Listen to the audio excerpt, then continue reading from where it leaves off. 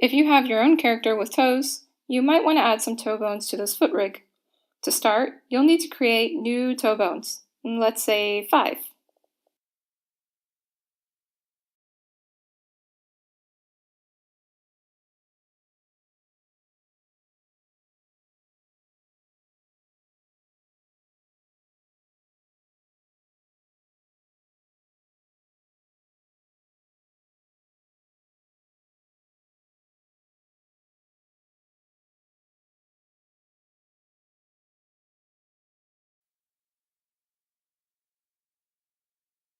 Then, you'll need to parent these bones to the original toe's deformation bone.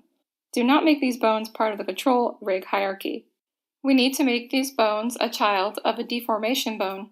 Deformation bones are basically just bones that are attached to your mesh.